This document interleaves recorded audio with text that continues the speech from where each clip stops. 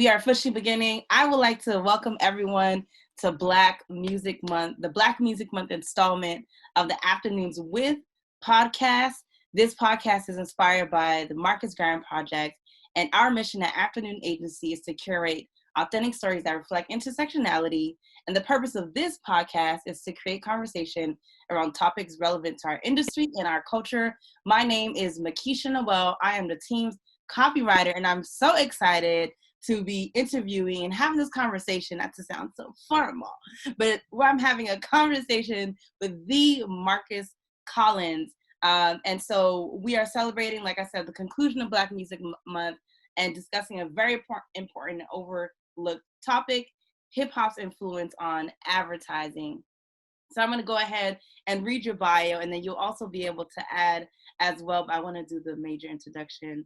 I'm very theatrical. So today's guest, Marcus Collins, studies the effects of cultural contagion on consumer behavior as a marketing professor at the Ross School of Business, University of Michigan, and translates these cultural learnings for blue chip brands that wish to create contagious marketing campaigns. And we're going to talk about what that looks like, that extends across both the online and offline words of social. He has had the privilege to be acknowledged for strategic and creative contributions. We're talking about advertising ages, ad ages, 40 under 40 recipient and Clio Award winner, and launched campaigns like Cliff Paul for State Farm, the Made in America Music Festival for Budweiser, Hello Brooklyn for the Brooklyn Nets, and the Eggo plus Netflix Stranger Things Conquest.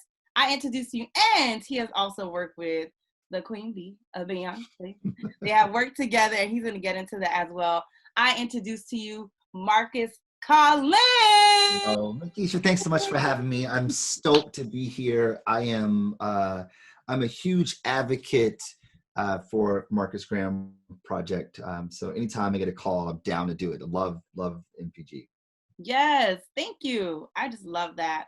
And I'm going to make sure the audience knows that the goal of this conversation is to amplify the impact our culture has on international media landscape and to reclaim ownership of the conversation. So we couldn't think of anyone else but Marcus Collins to help close out Black Music Month for this conversation. And so I have a few questions in front of me, Marcus. Let's get into it. And we're going to do past, present, and future. But I definitely want to talk about your career as well and how you kind of see how hip hop and advertising has evolved and where do you see it going in the future. So first, I want to ask you, if you can think back on the first campaign you remember using hip hop to push products, when did you feel like the integration of hip hop and advertising kind of come together? The first campaign you could think of. I think the first one that comes to mind for me had to be the Sprite Obey Your Thirst campaign. And I remember it so vividly. The first one I saw was like very colorful. It was like white background. It was Kid and Play. It was Heavy D. And I was like, yo, like, I know those guys. Those are my people. So seeing that made me feel like I was represented. I mean, in those days, outside of Kid and Play, like you only saw Heavy D like on BET. Like he wasn't playing on MTV or VH1 when they played videos, nor was he like on like your primetime shows like you'd see later in the 90s. That didn't really exist. But it was the campaign with Pete Rock, CL Smooth, and Grand Puba that completely blew my mind. I just felt like that was it captured the grit, it captured the realness, the authenticity of hip hop. Someone said it this way, that seeing the Sprite can in the studio during that ad felt like that Sprite can was a blunt, like it belonged there. Like wow. It was just a part. It was just so a part of the culture, and I feel like that to me kind of set the bar on what good advertising looked like if it were to integrate itself with hip hop culture.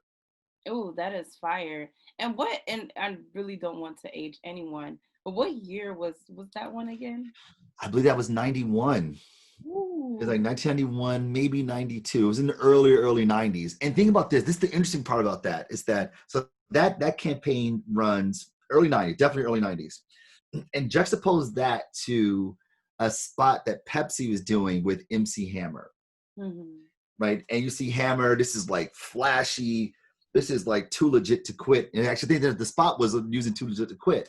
This is too legit to quit Hammer. This is like big $1 million production Hammer versus Pete Rock, CL Smooth, black and white spot.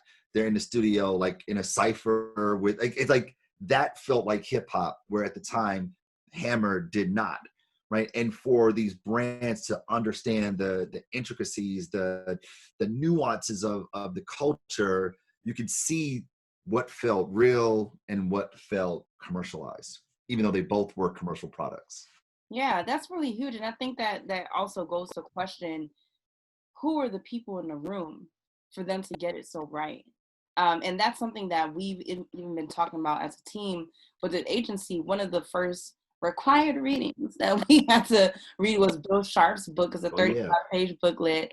It just talked about how in the 60s, the amount of Black advertisers was 3%, and now it's only 6%. Just under 6%, yeah. Wow. That is super huge. But I think it's so interesting that at the time, though, they were able to get that so well, even in 1991, 1992, when I was just a thought. A glimmer in my parents' eye. The brand manager at Sprite, Daryl, I can't remember his last name. He got it. Like he knew it. He understood the culture. Because and I can't even say that he was from the culture. He just understood it. Like he understood the nuances of it. And that's really what it requires when we talk about the people in the room, to understand the sociocultural characteristics of the population of people that you're trying to connect with, that you're trying to activate. Because we can see it like a million miles away when it's wrong. Right. It's just like, I think about like fraternities and sororities, like, they have the grip, they have their call, they have their, all the codes to the culture of being a part of that organization.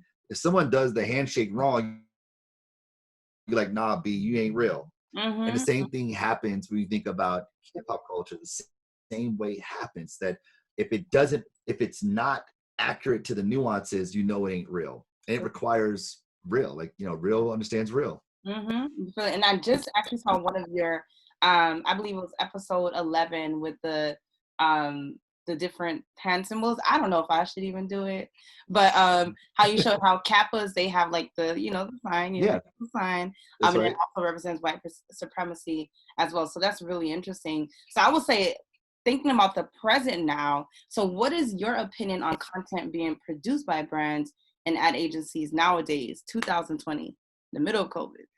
Well, so I'd say the same thing goes. I mean, this is the interesting part here, is that the technology changes really, really, really, really fast, but people change very, very, very, very, very slowly. I mean, we're still working with the same hardware, right? Like their brains are wired very similarly to they were in our sub-Saharan African days as they are today. The operating system may have upgraded, but the hardware is still very much the same. So we're still bounded by the confines of how we are wired.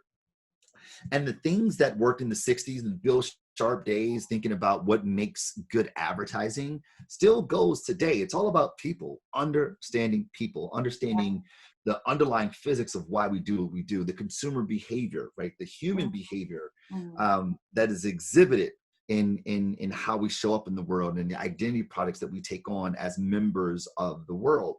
Yeah. So when brands, institutions, organizations, individuals, right, when we make content, like we're not making art and copy and motion pictures. Like we're making cultural product. Like we're creating things, we're creating cultural text, right, that is embedded, impregnated with meaning. Yeah. And what happens is that when groups of people, society, and the fragments, the neo tribes that exist within these big groups of society, mass society, they receive these messages, text, film, video, symbols, gestures, ads, products, and they rework the meaning that exists in that, right? It's all very subjective. They see it and they make meaning of it. So when we're making products, when we're making ads, we're making content as marketers, as content creators, Like we are creating cultural product that will be interpreted by the group of people based upon their socio-cultural lens by which they see the world and the way they make meaning of it. Which means that if we are creating this content to provoke, to elicit response from this group of people, then we need to understand their cultural frames, how they see the world, how they make meaning of the world, which ultimately informs how they behave in the world. And the challenge with that is that marketers don't know jack about people. How is that possible? I just need to know, how is that even possible when there's so much research apparently that goes into understanding target audiences, the time that's taken to create buyer personas? How is it that marketers still aren't getting it right? So here's the first. We call them audiences. Let's start there. Like audiences are a group of passive people waiting for messages to wave over them.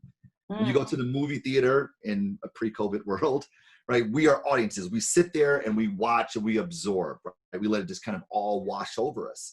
But that's not how we are in the world. We're not like passive audiences in the world. We are active in everything that we do, right? We're actively maximizing value for ourselves. We're actively positioning ourselves for the identity projects that we take on, how we want to express ourselves. We are completely active in everything that we do. Why would we think that people are passive? So the fact that we coin them as audiences totally sets the stage for us to mischaracterize who people are. Marketers often think of people as machines that eat messages and crap cash, right? They're audiences. We bombard them with messages, and then ultimately I'm like, here's my money, just take my money, right? So that's the first, is that we miscategorize them as a populace, right? We call them audiences, not people. Secondly, to your points, like we have all these personas. Well, the thing is that personas are often based on two flawed things, one more flawed than the other. The first is demographics. Demographics is this blunt instrument that marketers have used since forever to describe what people are: age, race, gender, household income, geography, maybe the language that you speak, right? And while those things are statistically observed, right, one may say that they are true, right? But even gender is fluid. So like how can it's a fluid thing. So how can we say that you are this, not that, to start? But we use these things that are observations that we consider are statistical truths. The issue is that they don't accurately describe who I am. So take, for instance, so I am 41 years old, Black, from Detroit, holla, went to public schools my entire life, right? Now, if a marketer saw that on a brief, they say, oh, he must walk like this, talk like this, hang out with those people, buy these things and do that because that's just what those kind of people do, right? Like, this is what marketers do all the time, right? And while, yes, I am Black, I am 41, I am from Detroit, right? Holla, I went to public schools, absolutely. It doesn't give rise to the fact that, like, I grew up playing jazz as a kid, or that I swam competitively, right? And a lot of Black people swim competitively, right? But I swam competitively, right? I studied engineering. I like to sail. These things shape how I see the world and ultimately how I behave in the world. Demographics could never get close to describing that. Right. And the way we use demography are these blunt instruments to treat people like a monolith based on these physical attributes that we have, right? It's like, you know, all women love to shop. That's not true. Nope. Like, all Black people do something fill in the blank racist. Like, this is what marketers do all the time. Yeah. We do it with age. It's like those millennials, those Gen Zs.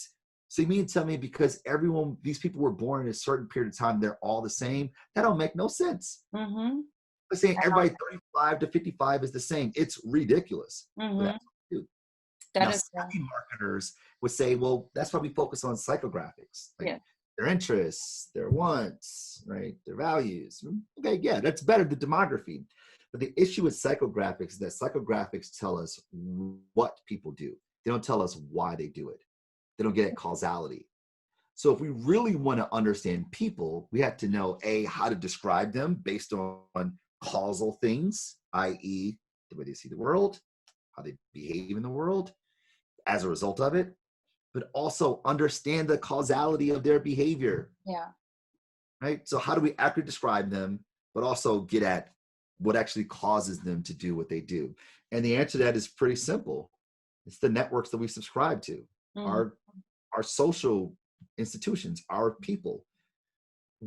of which these groups are governed by cultural characteristics that help us see the world, make Yeah. meaning of the world, which informs how we consume. Which Yeah. means the consumption at its very core Mm-hmm. is a cultural act. Mm-hmm. Good. Okay. So I want to make sure that the audience understands. The reason why brands are not getting it right is because their marketers are focusing solely on demographics, which are just a blunt instrument to describe groups of people. And then you took it a step further and said, okay, we would think that psychographics were, and I am like gung ho, we need to understand the psychographics.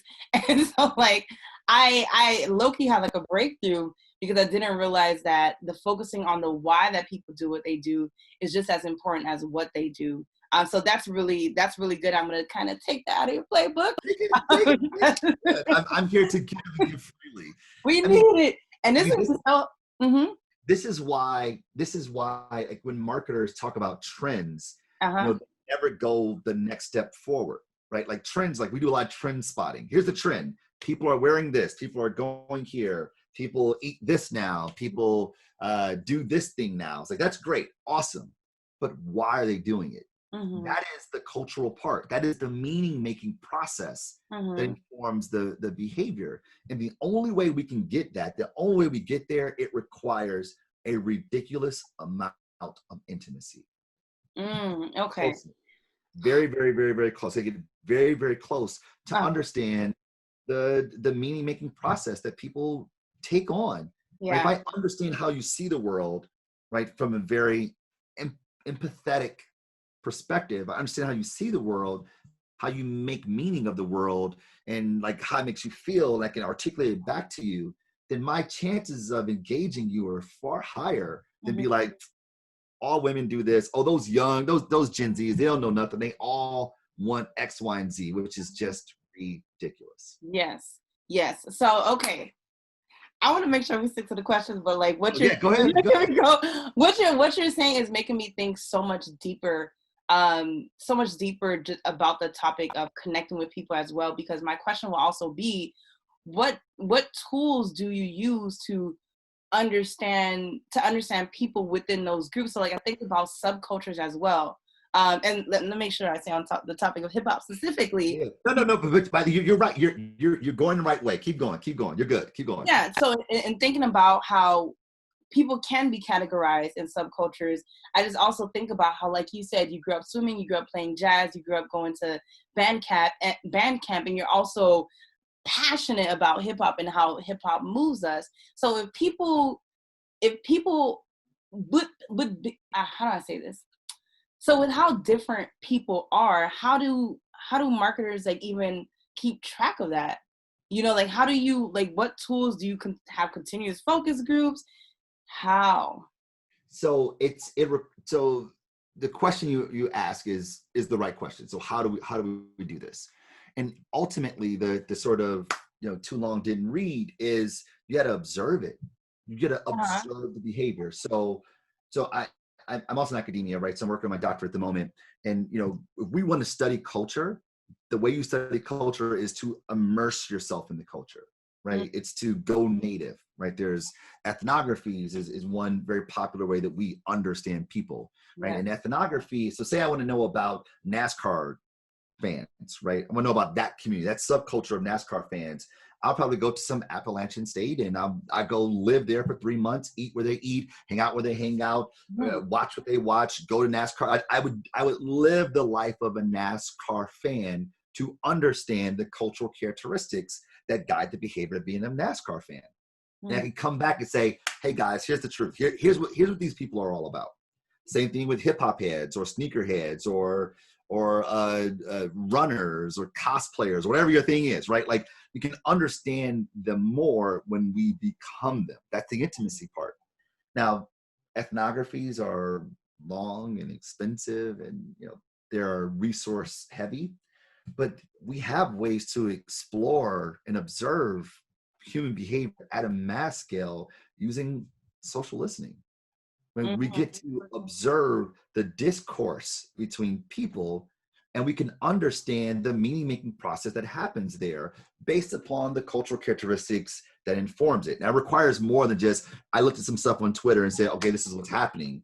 The same way we would physically in an Appalachian region, we do the exact same things in Facebook or Twitter, or my research focuses primarily on Reddit, right? So I spend my time in Reddit and subreddits based on a certain subcultural affiliation to understand what are the dynamics happening here from a discourse analysis perspective to a interpretive perspective to a media discourse analysis perspective, to understand how things are evaluated and ultimately how they're legitimated and adopted. That is good. That was good. So I wanna move into, so in keeping in the flow of hip hop, the influence on people, and it's become a lot more mainstream. Because it's becoming a lot more mainstream, has it diluted the sanctity of the art form and the foundation of Black culture? No, so I think I study hip hop. So my research at the moment right now, I'm studying social contagion within the hip hop culture of consumption. Yes. So I'm studying how brands and branded products propagate within hip hop culture. And if you in hip hop, so there's the misnomer is that hip hop is music. It's like, well, no, hip hop is the culture, right? The music of hip hop is rap music, right? It's like rap, which is like, we use this shortcut, like it's hip hop, but like the music form is rap. But rap is the mythology of the hip hop culture. Just like, gospel music is the mythology of gospel, right? We sing praise, right, which communicates the cultural norms of what it means to be a Christian, or if you're Jewish, a cantor, or whatever, right? Folklore, right? The mythology is communicated through legends, through storytelling, right? In hip hop, rap music is the vehicle for that sort of retelling of what is in, what is out, what is acceptable, what is not. And hip hop from its early days have been that, right? And while it's been adopted by more people, clearly it's the number one music genre in the country. Yes. The sensibilities of what it means to be hip hop is still very pure to the people who subscribe to it. Now it evolves. Now that's the thing. That's the thing that, like, where hip hop struggles, is that in culture evolves. It has to evolve. It always evolves. If it doesn't evolve, it dies out. So think about another music genre that had culture associated with it. Think of like punk rock, like punk. Like there were beliefs, there were artifacts, there were behaviors, and there was language to be punk, right? Like, oh, that's so punk rock. Like there's a certain way of being. And punk music was the creative cultural product that came out of the subculture punk. Now, if you look at punk from like the Iggy Pops to the Ramones, like back in the like the 60s and 70s, like that sort of punk, it still looks exactly the same today. And it sounds very much the same. How big is punk as a culture? Not big at all, because it hasn't evolved. Yeah. Heavy metal, same way. Like heavy metal had a culture to it, right? You wore big hair and leather and whatever. Like there was a certain like lifestyle that you subscribe to. It doesn't evolve, and now heavy metal is like, who listens to heavy metal? Let alone its saliency in popular culture. Hip hop, on the other hand, continues to evolve. It continues to evolve. It continues to grow. Continues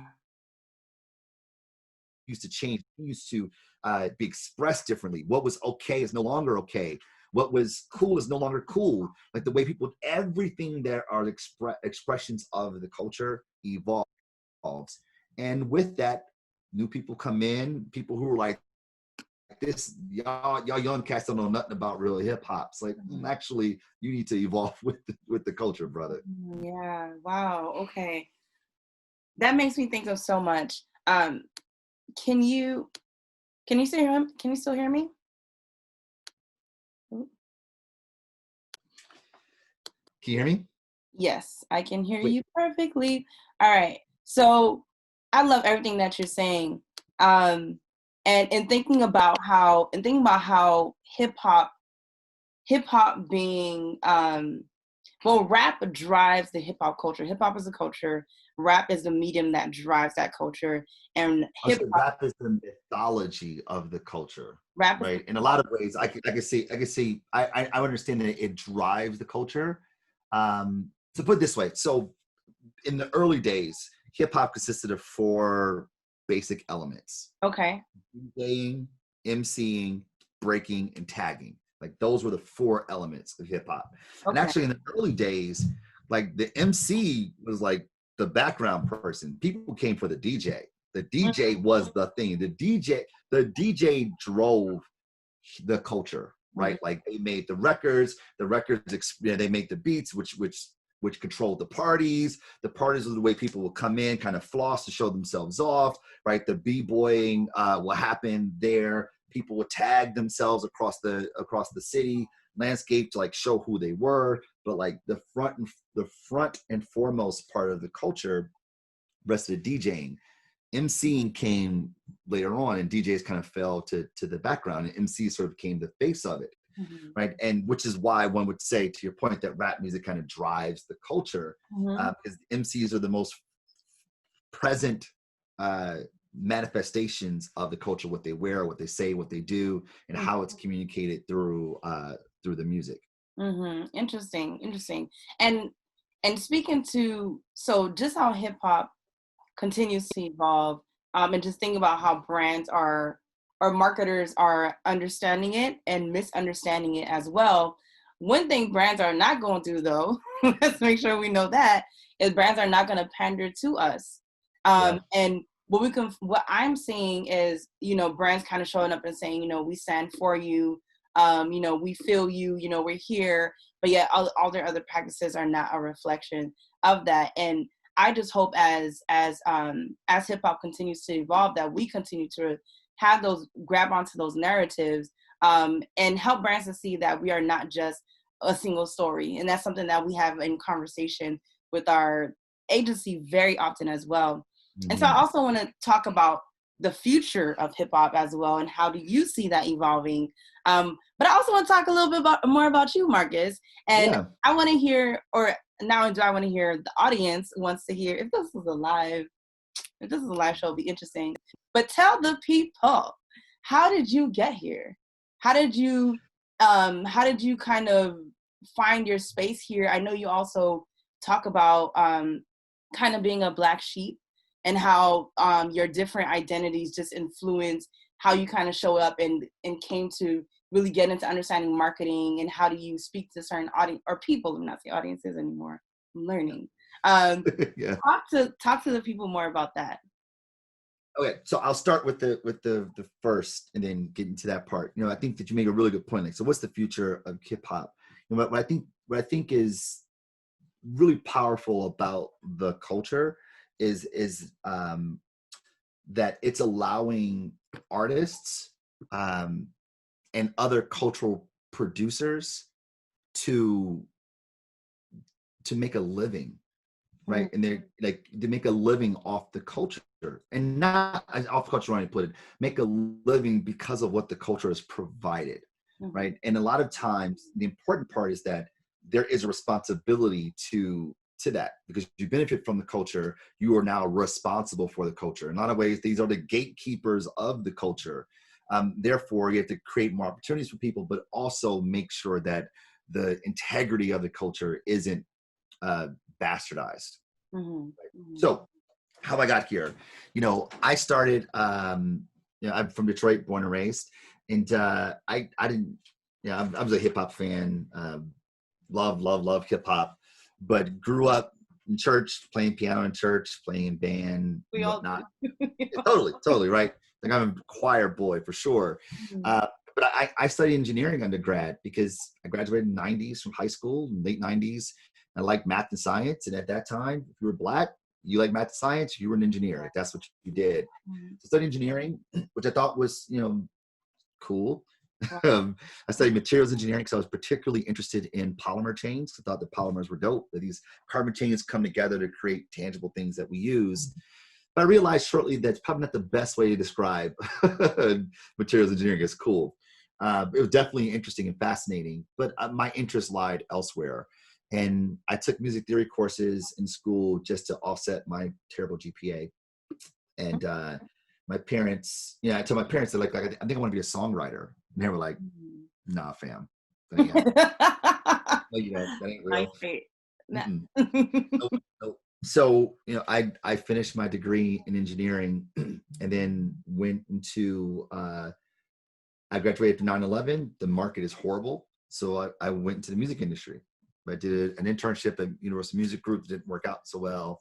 Came back to Ann Arbor, where I went to Michigan, ran a recording studio for one of my professors from music school. And I basically recording my own stuff, right? When the pay sessions were done, I would do my stuff. So I love songs. So I did. I love songs. Had a couple remixes placed, nothing huge. But a friend of mine and I, we ended up starting a company that on some days we were a production company, other days we were distribution, we were development company, and other days we were a record label, but also helping brands connect with artists that were like big in their region, right? Brands want to spend a little bit of money on music in a very contextual way. We help brands do that. And that's how we made money for those early years, which was great until the music industry tanked and our business was out of business because the music industry sucks. So I went to business school to figure it out when I got an MBA. Figured out I was going to study, branding and marketing with this specific emphasis on digital. And I knew the place I wanted to work. I wanted to work at Apple. So I got a gig at Apple working in iTunes, which was dope. I'm managing our relationship with Nike Sports Music, which was just a dream come true. Around that time, I ended up meeting Matthew Knowles, who has a daughter named Beyonce. And Matthew says, let me get this straight. You're an engineer, you started a music company, you have an MBA, you work at iTunes, and you're Black? Nigga, you a unicorn. Who are you? No, I'm real. I'm real. And he's like, yo, you should come run digital strategy for my company, run digital strategy for Beyonce. I was like, yep, I should totally do that.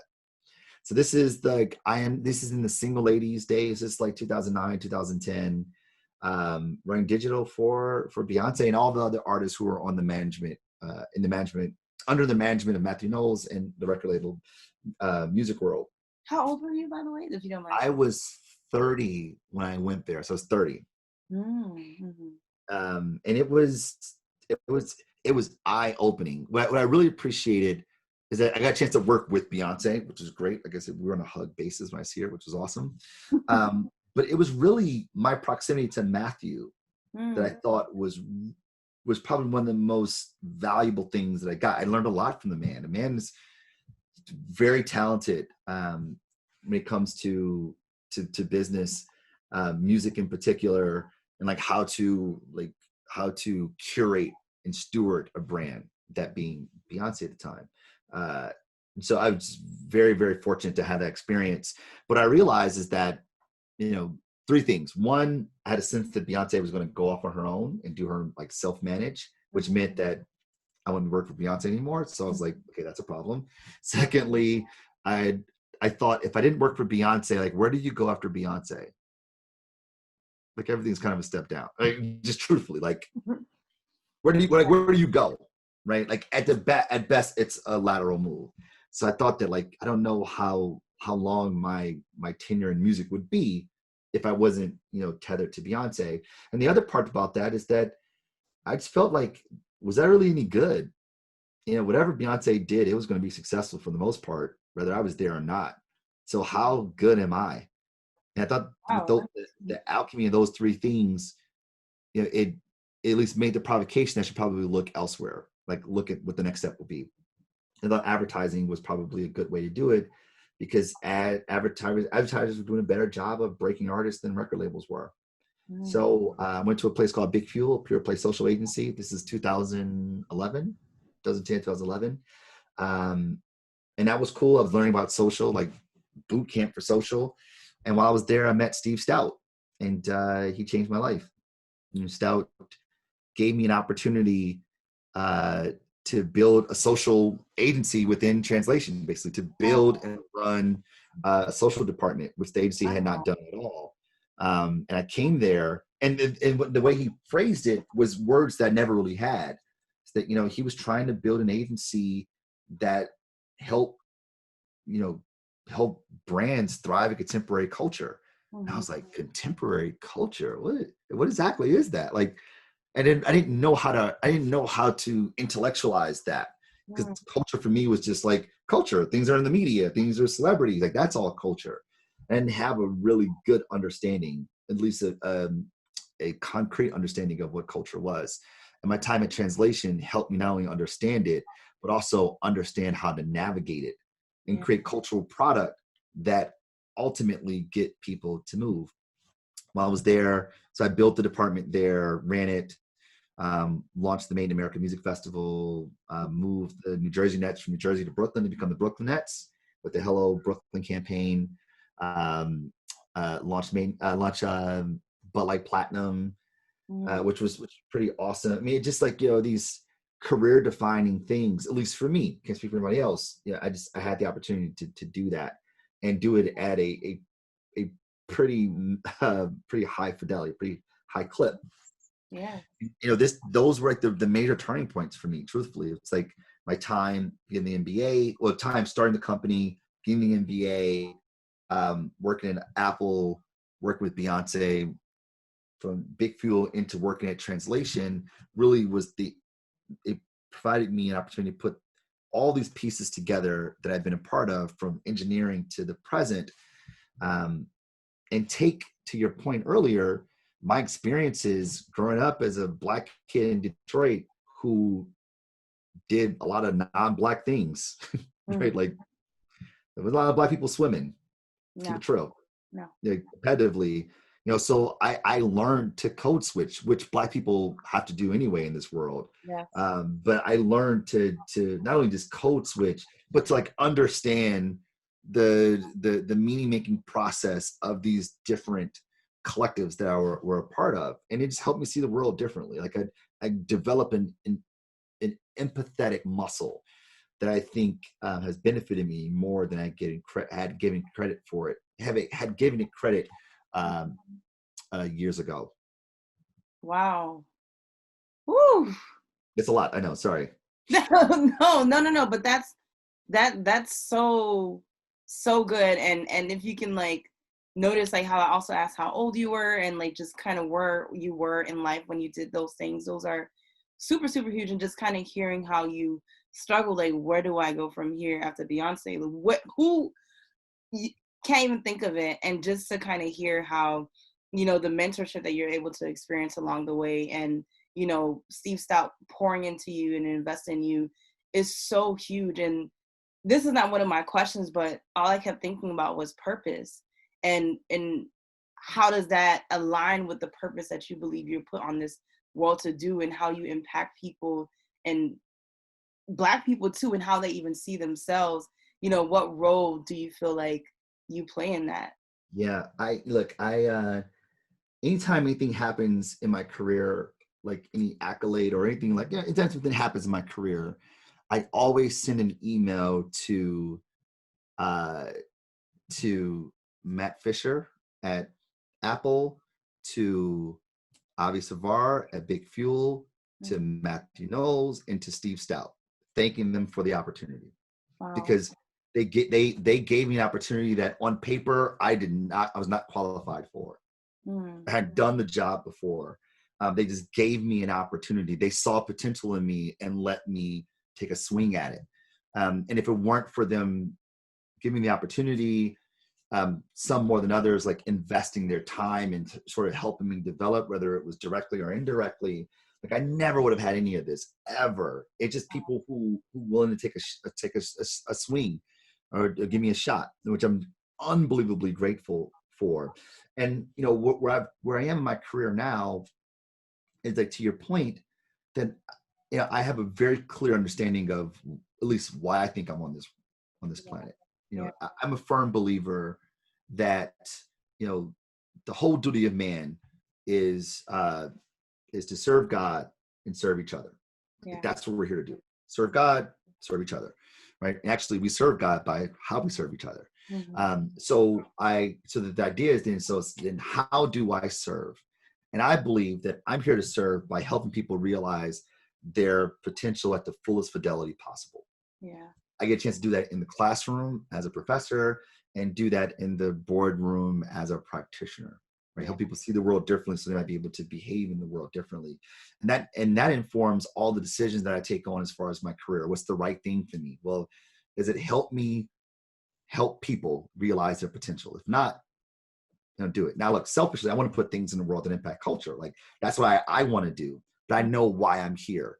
And I use that vehicle of why I'm here to do that very thing.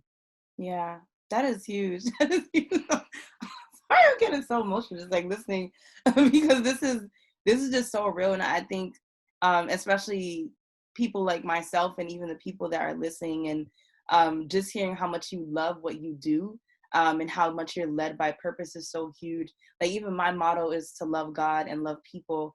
And that needs to show up in every asset of my life, every facet of my life, not just in my spiritual life, but also at work, also my friend groups as well. So just hearing that reflected in how you show up it resonates with me so much.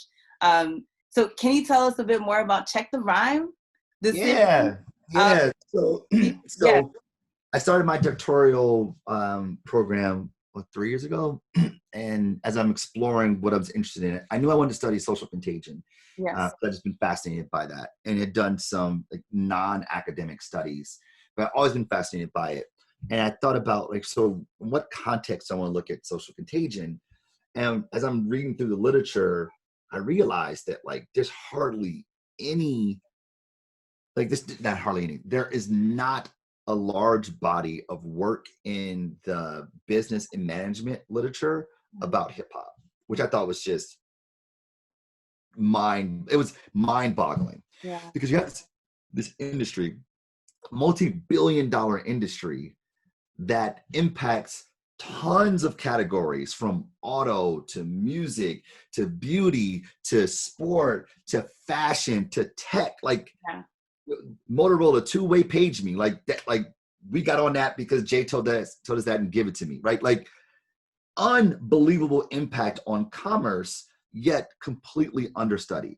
And I just thought it was just unreal to me, at least in the understudied relative to its impact on commerce, on the marketplace. So I decided to create a video series that takes hip hop lyrics and extract marketing insights from it, right? So what are alerts that we can look at that are almost colloquial in the way that we sort of talk? It's like part of our dialect, the lexicon of the culture, and what are marketing things you could pull out of it. So for instance, I think the first one I did was Andre Benjamin's verse in Elevators, Me and You. And he says, if you don't move your feet, then I don't eat. So we like neck to neck, which essentially is the core function of marketing. As marketers, our job is to get people to move.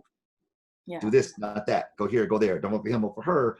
Don't go to his movie, my movie. Everything we do as marketers is to influence people to move. And this is basically what Andre Benjamin is saying. If you don't move your feet, then we don't eat. So we like neck to neck. Right? There's these lyrics that are just rich with marketing implications that marketers can learn a lot from. Yeah. Right. So our job as marketers isn't just to get people's attention, because people can know who you are, not what JCPenney's is, well, that's not even a JCPenney's, right? It's not enough to know, it's to get people to act. We don't believe you, you need more people. That's a part of the lexicon in the hip hop culture. That comes from a Jay-Z lyric and Takeover, which essentially is about trust. Right? Yeah. If other people ain't rocking with you, they're like, I'm not gonna buy that. Yeah, right? Social proof too. That's social proof at its best. We look for indicators of acceptability, of legitimation, right? Of legitimacy based upon our observations of other people. Yeah. We don't believe you need more people. And if marketers took the time to think about what can be gleaned from these lyrics, then perhaps we'd be better at our jobs. Yeah. Woo! That is so good. That is so good. One of your most recent Check the Rhymes was about a Pusha T lyric that talked about brand conviction. Yeah. So talk to us about why is brand conviction so important? Because it seems like companies are still not getting it, Oh which is yeah. why there's so many companies hopping on the bandwagon saying Black Lives Matter, or we support you, we stand with you. So why is it that they understand? And how even as young marketers, how do we get them to understand it as their employees, as people of the culture as well? How do we get them to understand the importance of brand conviction? All right. So the first, it's so the lyric I used was from Pusha T's "The Games We Play." This ain't a wave or a phase, because all that fades. This lifestyle's forever when you made. Mm-hmm. And the idea is that, look, trends come and go, right? But like when you're about that life, it is a lifestyle, right? And when you are about that life, you endear yourself to people who subscribe to the lifestyle as well. Um, and this is important because the more that marketers leverage the media that's available to us to help us establish relationships with consumers, the more those consumers, the more those relationships are governed by humanity. That is, if a brand wants me to love them, then you got to call me, baby. You got to show up. You got to answer my text messages like we would in any relationship, right? If we are in a relationship, I expect some level of reciprocity, right? And the thing with that is that marketers want relationships between consumers and brands, but aren't necessarily willing to invest in the relationship beyond a transactional relationship, right? So, Beyonce said it best. If you're all about Black people, then say my name. Like don't say you love Black people in February during Black History Month, right? Or right now when Black Lives Matter is popping, like no, say my name all the time. Right. Like you care about me all the time. Otherwise, I'm not buying it. So when brands do these sort of Black History Month gestures, they're oftentimes met with sort of an eye roll because like, well, that's well done, but why aren't you doing that back in 2016 when we were marching in Ferguson? Exactly. We were marching in Dallas. Like, where were you then? It wasn't convenient for you. Now, this is where conviction plays a role because we judge people or we evaluate people based upon their historical behavior. Yeah. Right? It's like, yo, like, yeah, I like what you're saying now, but how do you explain what you did back then or you didn't care? Now, we'll accept apologies and like, yeah, they say we messed up, we weren't paying attention to it now we are moving forward, great, because that's how human relationships work too. So our friends make a mistake, we're like, all right, I get you, I appreciate the apology, let's move forward, right? But brands who are just like, yeah, we're all about it now, we're all about Black people now, well, because it's convenient. Yeah. Conviction requires people to be convicted. Yes. That is, yes. I stand for something when no one else is. Like I'm about this life. And then, in the episode of Check the Rhyme, I name check some brands that do this well. Like Patagonia is about that life. Like they are all about like climbing clean. They're all about like minimal invasiveness on the earth. They will give up money for that. REI, they close their doors on Black Fridays because they are all about that life. People need to be outside. So why would we actually encourage people to come into our stores when the majority of the country has a day off? Yeah. Well, we make money that way. It's like, but that's not what we're about. That's not where we're convicted. That's not where our convictions lie. Ben and Jerry's have been all about, political activism from the jump. So they don't say, we don't condone racism and we are against all hate speech. They're like, no, we need to end, disrupt, and break white supremacy. And you're like, yeah, man, that part, right? And so when people are convicted, when it's a part of who they are, when it's their lifestyle, we believe it. And so marketers who want to establish these relationships with people, with their consumers, have to kind of be real about it. That's the thing. They don't believe it. Brands are not able to do it though if they don't have the right, like the diversity on their teams. Yes. I mean, that's the thing, is that there's two parts. One, brands aren't able to do it well when they don't even know what they believe. They don't know, they're not convicted. A lot of brands aren't convicted, right? They don't have conviction. They make products, sure, make products, and we have an identifier that's meant to conjure up thoughts and feelings, but there's no ideology that guides what the brand is all about. So trying to feign a conviction feels like, you just sell peanuts though. Like, you're not about this. Like, I appreciate you doing the blackout, Black Lives Matter post, great, yeah, thanks, but like, no, you're not about this life. But it requires people understanding the nuances of the culture. We're back to understanding the cultural frames and the meaning-making process in those conversations in those organizations to say, hey, that won't work. Or, hey, that's not how they see it. I know you're saying this, but they don't make meaning of it that way. This is why cultural proximity is so unbelievably important when it comes to marketing, when it comes to getting people move. Why? Because culture is the governing operating system that informs what we do. Consumption at its core is a cultural act. If we don't understand culture or the cultures that we're trying to tap into, then we're always going to play ourselves. Yeah. And I know we're coming close on the ending of the podcast very, very soon. But I did want to ask you these last two questions. You can even combine them. So sharing how can Black music influence how we show up in this world, and also how Black people are even portrayed in the media, and will we ever come to a point where we can fully show up as ourselves as Black folks, and okay, I'll let you answer those, and then that last question about those are big ones. Those are big ones. There's big ones. I think the first is that, will we ever be able to, let's start with the latter and we'll come back to the first, ever able to be ourselves. That is a byproduct of legitimation, acceptability, right? 30 years ago, if you went into a boardroom wearing your hair natural, it's like, what is she doing? Unacceptable, right? Wearing locks, unacceptable in the workplace, right? That stance has softened, right? Culture evolving, that stance has softened. And it won't be until it is fully legitimate, acceptable, that people will be able to be their whole selves. I mean, even think about tattoos. Like, it seems like everybody has a tattoo, right? But if someone walked into Morgan Stanley with a neck tattoo, do you think that person would get hired? No. No, they're like, nah, fam, because that is not legitimate in that setting. It's not until it is acceptable that people will be able to be their full selves.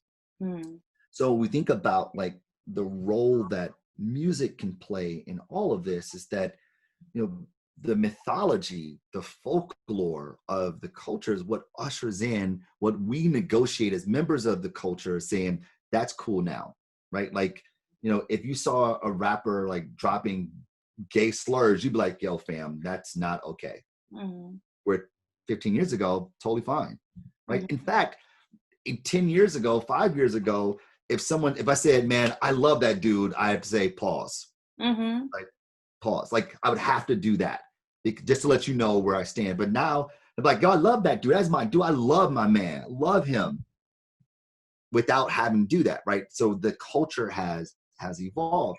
What it means is that the voice of hip hop, that is through the music, through the fashioning, through the cultural products that are created, have to start the discourse or start the dialogue that creates the discourse that leads us to legitimation, that leads us to legitimizing what is acceptable. And that's not just responsibility of the artists, it's also responsibility of the collective broadly, because we, the buyer, the listener, the subscriber, we vote with our behaviors on what we feel is okay. It's a collective responsibility for all of us. Yes. And last question, before we hop into the speed round, and it's going to be very short speed round. how can rising marketing leaders, what advice would you give them for those who are going into marketing and who want to make an impact? What can they do? What does that look like practically? Read. I would incessantly reading, understanding the world, getting a broader perspective, and incorporating that into the work product, the work you do. Another thing to mention here is that like the work you do, we have to think about the time, like right now, your career, when you're just starting, you have a lot of time and a little money. Mm-hmm. There's just a lot of time, little money. Over time, that time is going to decrease just by the nature of life. Like you have kids, you get married, you have other stuff going on, right? The idea is that you do what you can when you have a lot of money and a lot of time, little money, to raise the paper so that when your time goes down, your money goes up, Mm-hmm. which means you have to use your time like capital. Mm-hmm. I'm a firm believer, like, it's good to get it in a pre-COVID world. It's good to get it in, but like you need to be investing your time in your career, investing your time into your skill set, sharpening your craft, sharpening the skill set so that over time, you relative to your competitors, other people in the field, while they were out getting drinks and sipping Mai Tais and doing brunch, you were in there writing decks. You're in there reading. You're in there, shooting more shots. Like Kobe Bryant, rest in peace, would say that after practice, he'd shoot 1,000 shots after practice, 1,000 shots to get better. Wow. And this is what it requires. It requires a lot of work, shooting a lot of shots. Mm-hmm. And you do that when you have more time than you have money. Yeah. So that as your time goes down, which it will do just by nature, your dollars will go up too. Yes. During this time, rising marketing leaders, you have more time and less money. Focus on sharpening your craft before that changes. Let's get into the speed round. 1, TikTok and hip hop. What are your thoughts? I think it is any medium that allows for the propagation of the culture in ways that invite people into it, I think is dope. Like Curtis Roach, who's from Detroit, actually his mother and I went to school, makes me feel super old, who did Board in the House Board. Like, dude is a dope MC, but that vehicle allowed his music to be heard by other people, and now dude's on BT and whatnot, right? So I welcome it, applaud it. Yes. 2nd, Kanye West, Yeezy Brown, and Gap. Brilliant. Look, I love Ye. I have a very complicated relationship with Kanye West. I love this man, but complicated relationship. I think that the partnership with Gap is just so on point. If you go back to the spaceships, let's go back to the Gap. Like, it just makes all the sense in the world, especially in a time where we're talking about racial inequality, because in the record, he's talking about the fact that he was tokenized, right? Take it to me, Packy, bless him, pat me, bless some white people come in and let the show off the token blackie. And here he is now, a partner of Gap. And it's very inspiring to see Kanye sort of manifest all the things that he professed when no one else believed in him. Yeah. 3rd and last, what is your current favorite campaign that adopts hip hop culture? Ooh, current campaign that adopts hip hop culture? Ooh. Now here's the thing. It's like, what campaign doesn't adopt hip hop culture? Like, I'd say American culture is hip hop culture. Right? Everything from like hip hop believes that I came from nothing to something, I'm stunting on you. That's hip hop. That is the American dream, right? I pull myself up by my bootstraps. Now I'm stunting on you, right? Hip hop is just, it's prevalent in all of culture. So when I see ads, now they either got a hip hop track or hip hop stylings or an attitude that's reflective of the hip hop culture. So call it a cheat, but I'd say every ad that is representative of American culture is hip hop culture. That's huge. Thank you,